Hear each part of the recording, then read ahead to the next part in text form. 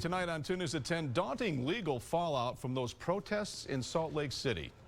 Justice for Bernardo!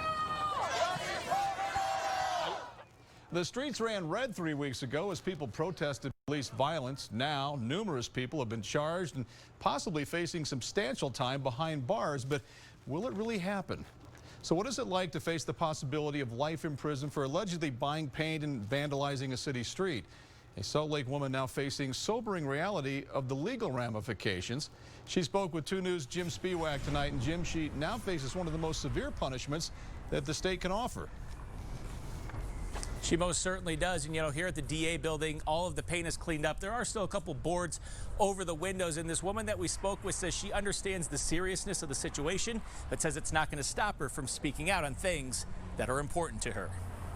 I was really shocked because I just don't think that any of the allegations against me warrant life in prison. 28-year-old Madalena McNeil is accused of buying the paint that was later put on the district attorney building and shoving a police officer during the July 9th protest.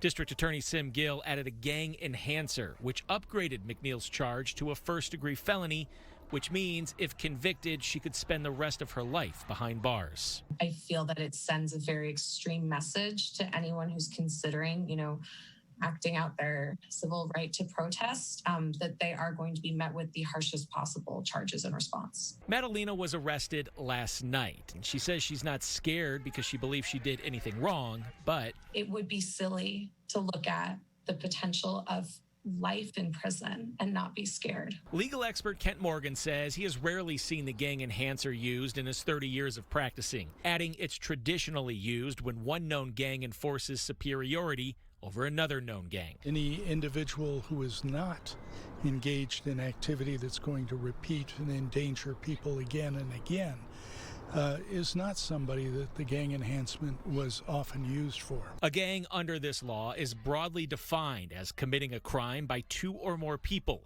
Morgan says that was done intentionally. The gang enhancement was invented to make it more difficult for people to walk away from lesser crimes. Prosecutors here at the DA's office can reduce those charges, and Madalena says that she has retained an attorney and knows that she has a long road ahead of her. Reporting in Salt Lake tonight, Jim Spiewak, 2 News. Back to you. Thanks, Jim. District Attorney Sim Gill, who filed the felony charges in the case, spoke specifically about the potential sentencing.